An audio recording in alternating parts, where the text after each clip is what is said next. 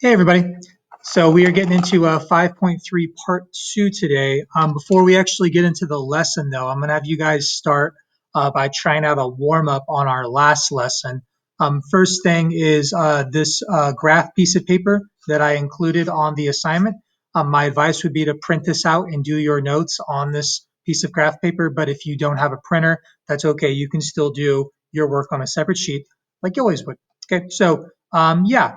The warm-up here, we're given an equation. It's giving us the domains of our equation, our x values, which I've already put on the table for you. So all you need to do is go ahead and plug those into your equation, get your y values, and plot your points. So go ahead, give it a try. All right, so on this, you can probably do this math in your head. I mean, you definitely can. So I don't necessarily need you to write it out. So plugging in -2 for x, -4 times -2 gives us a +8. Okay, plugging in -1 looks like we get a +4. Plugging in a 0 looks like we get 0. Plugging in 1 looks like we get a -4. And plugging in 2 looks like we get a -8. All right, so yeah, not too shabby. Let's plot these points. What we should expect is when we plot the points is they should make a nice straight line, right? This is a linear equation, and it's named that because its graph makes a straight line. So let's see if that happens. So our first point, x comma y, -2 comma 8. I'm going to go to -2 on the x up to +8 on the y. Okay, next point, -1 comma 4 to -1 on the x, +4 on the y. Next one, 0, 0, point right there at the origin.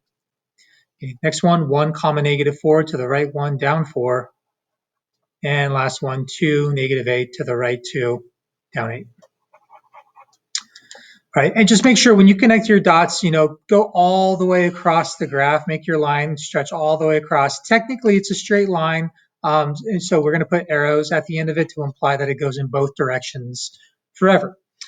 Okay, so yeah, there's the graph of y equals -4x. Today, we're going to be graphing equations, but instead of using tables, we're going to be using, I guess, kind of a little shortcut that we'll get into. Okay, so yeah, go ahead on the same piece of paper, go ahead and get your title at the top there, and get this first example copied above your next graph. Okay, so on this one, I am having us graph using a table. Actually, are we doing tables on all of this? Kind of. Okay, so we are still doing tables. Sorry, I thought we were getting into our next lesson. But no, we are still using tables. So yeah, let's take a look at this. On these problems here, to be able to graph this using a table, we need to have this thing first solved for y, and that is really the point of this this lesson here, right? So that's the first thing we're going to worry about. Let's get this thing solved for y. Okay, so we can see we have this -2x that we need to get rid of, so it's being subtracted, so we will add it over to the right-hand side. Okay, so they're gone. We have a positive y on the left, which is what we're looking for. We're trying to isolate y. On the right-hand side, we have this -3 plus 2x. Just a reminder, these are not like terms. I cannot combine them, so I'm just going to write them side by side, but I want to write them in the correct order. So first, I'm going to put this positive 2x and then this -3. Okay, so now we have something that is in I guess technically this is slope-intercept form that we're getting into, but we'll get into that more in a lesson later. But yeah, let's go ahead and graph using a table here. All right, so let's see, I'm kind of out of room. I guess I'll try to put it right here. So go ahead, write yourself a table. All right, x comma y. Here's the thing, if you guys notice, on this problem, they did not specify what the domain of our graph is going to be. Okay, here's something that you might have noticed. The numbers for our x values, they're always these random numbers.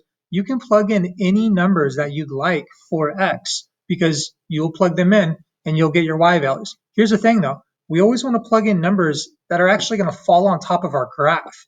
And you can see our graph here only goes from -10 to +10. So we want to plug in numbers in between there, but I'm not going to have you plug in all of the numbers. Okay, so here are our go-to numbers. It's going to be -2, -1, 0, 1, and 2. Okay, those are the numbers we're going to use when in doubt. If they do not provide us with domains to plug in, those are the ones that we're going to choose. So -2, -1, 0, 1, and 2. The reason why I like these numbers and why we're going to be using them is because they give us a nice kind of spectrum of points. You know, we get some negative numbers, positive numbers, we get a 0 in there, and they're really easy to plug in because they're small numbers. All right, and we know that at least we have a good chance of them falling on our graph. Okay, cool. So with that, let's go ahead and plug them in here. So -2, again, I'm just going to do this in my head. If you want to write it out, feel free, but the math's fairly simple. So plugging in a -2 here, we get a -4 minus 3. Looks like we got a -7. Plugging in a -1, looks like we get -2 minus 3, which is just -5. Plugging in 0, we get 0 minus 3, which is -3. Plugging in a 1, we get 2 minus 3, which is -1. And plugging in 2, we get 4 minus 3, which gives us a +1. All right, so there are our numbers. Let's plot them and see what our graph looks like. So first point, -2, -7. So I'm going to the left 2, down 7. Next point, -1, -5, to the left 1, down 5. Next one, 0, -3. 0 on the x, not going left or right, down to -3 on the y. Next one, 1, -1, to the right 1, down 1. And last one, 2, 1, to the right 2, up 1. All right, and we can see fairly obviously that yes, these points are looking good. They all lie on the same line. But again, don't just do this on your graph. Okay, make your line go all the way across the graph. All right, so all the way across. Okay, and you know, just by the way, you could imagine if we plugged in some other numbers, say we plugged in a 5 for x, we would have gotten a number that, you know, maybe it would have been like 6 or 7. It's kind of hard to tell because it's not absolutely perfect. Okay, but you can see we could have plugged in any other numbers, but eventually if we start plugging in like 10, we would get a number that fell way off our graph. Okay, so that's why we're choosing numbers that are close to the origin, because it's most likely that we'll land on our graph. Okay, cool. So let's keep going. All right, let's try another one. Above your next graph, go ahead, copy this equation. Same directions, you don't need those again. And then we'll figure this one out. Okay, so first things first, this is an equation not solved for y, and I need to get this thing solved for y so I can plug in my x value and figure out what y equals, right? So let's go ahead and do it. So I have a couple things to worry about. Remember, this 2 is being multiplied by y. We'll eventually get rid of that, but first we want to deal with addition or subtraction. So we're going to get rid of this minus 2x by adding 2x. Okay, they're gone. We have a positive 2y equals, again, I'm going to put first this value, this term with my variable, so a positive 2x, and then this minus 4. Okay, but we're not done, right? We need to get rid of this 2. It's being multiplied, so we're going to divide both sides. Okay, here's a big thing. This 2 is going to divide into the entire right side, so put that division line all the way across. Okay, so we're getting y equals, okay, and first we need to divide the 2 into this term. Okay, 2 divided by 2 gives me a 1x, right? We could write it like that, 1x, but normally when it's just a 1x, we just write it as x. Okay, but if you want to put a 1 in front of it, it's the same thing. Okay, don't forget though, this -4 is also being divided by 2. It'd be really tempting just to go, okay, minus 4. No, it needs to be divided by 2 and give us a minus 2.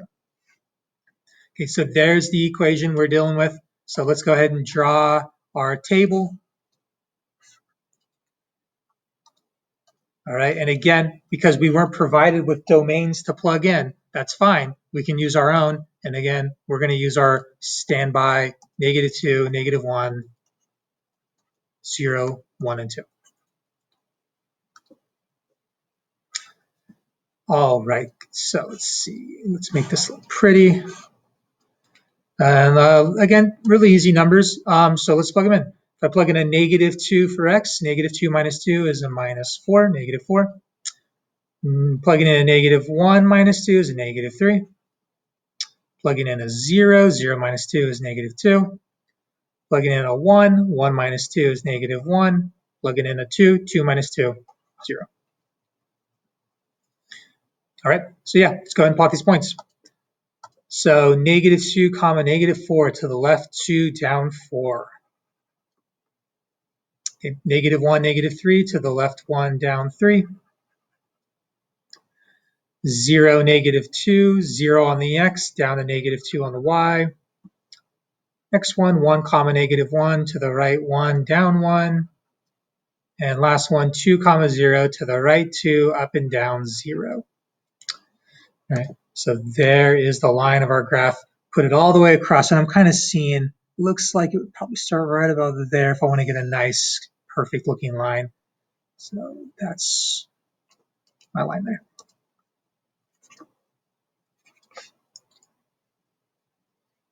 Okay, so yeah, nothing too crazy. Obviously we're just combining a lot of stuff we've done in the past, solving equations for a variable using tables, plotting points. It's all just kind of building on top of one another, which is kind of what algebra does. Okay, so next one here, I'm gonna have you guys try this on your own. Directions are the same. I'll just give you a little reminder, make sure you solve for y first. So go ahead and copy this above your next graph, solve this thing for y, plug in those same x values, and see what you get. Okay, so yeah, solving for y. First thing we need to get rid of is a 6x. Gonna subtract it from both sides. And we have a 3y equals, I'm gonna first put the minus 6x and then the minus 12. Now we can get rid of the 3, it's being multiplied, so we will divide it from both sides entirely. Okay. So we're getting y equals -6 divided by 3 gives me a -2, don't forget the x. -12 divided by 3 gives me a -4. Okay, so there is my equation, my function solved for y, and now we can go ahead and make our table and plug in our values.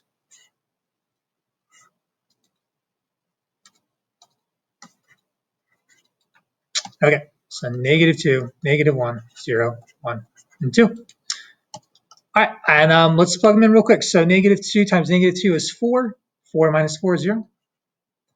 -1 times -2 is -2 minus 4 gives me a -6. Wait, what did I do wrong there? No, sorry. -2 minus -1 is 2. 2 minus 4 is -2. Okay, and by the way, if I would have just not realized that, I would have gotten a point that didn't land on my line. I would have been able to find that mistake. It's kind of the nice thing about tables. Okay, plug it in 0, -2, or times 0 is 0. 0 minus 4 is -4. Plugging in a 1, -2 times 1 is -2, minus 4 is -6. There's my -6.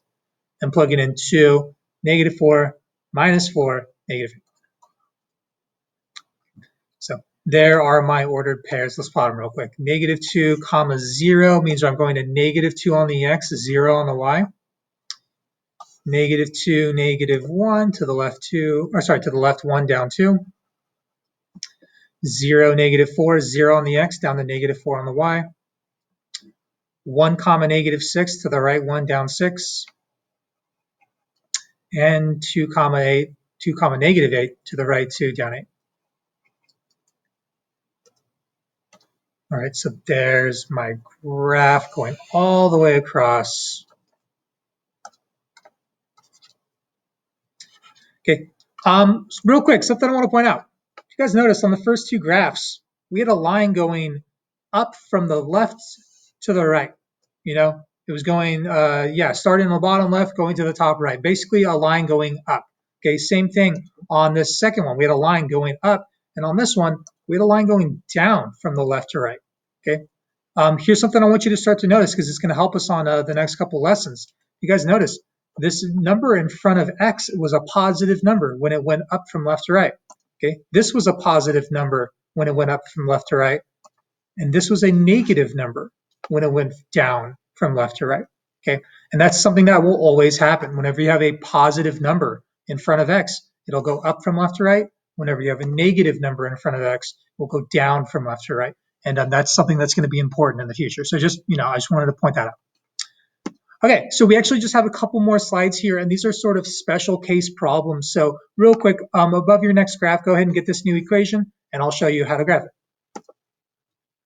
Okay, so first things first, This thing is not, it doesn't have an x value. There's no x's for us to plug in. We just have y equals 2. Okay, so here's the way to remember how to graph an equation where we have a variable equals a number. Okay, basically this is a line that goes through this axis at this number. Okay, so the line of y equals 2 goes through the y-axis at positive 2. Okay, well, here's our y-axis. Here's positive 2. So here is the line of y equals 2 through the y-axis at 2.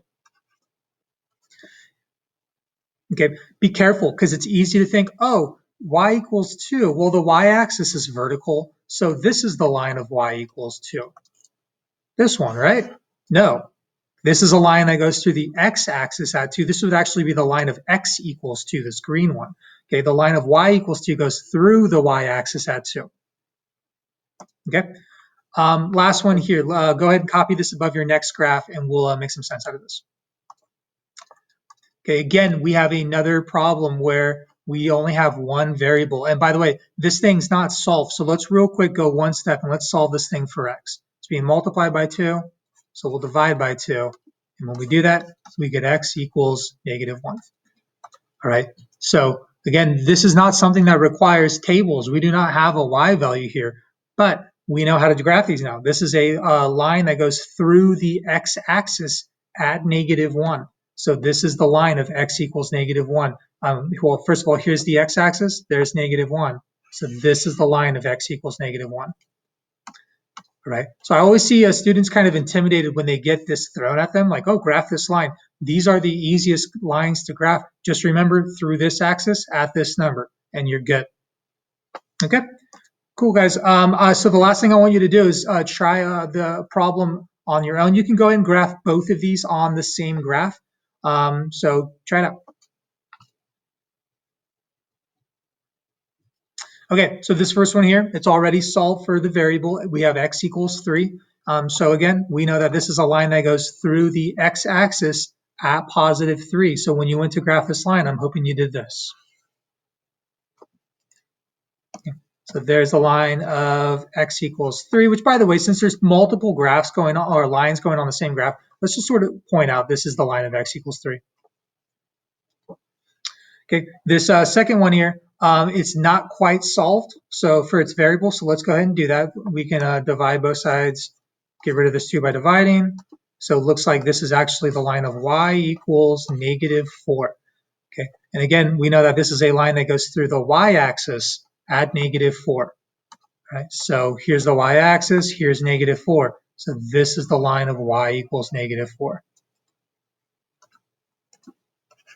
Okay, and again, let's go ahead and just kind of point that out, y equals -4. Okay, cool. So the upcoming lessons, we will finally get rid of tables, even though I thought we were getting rid of tables on this one. It'll happen soon, but tables are still a really simple way to graph a line, and sometimes you don't even need a table. Okay, and we'll see more of that in the future. All right, guys, have a good one. I'll see you.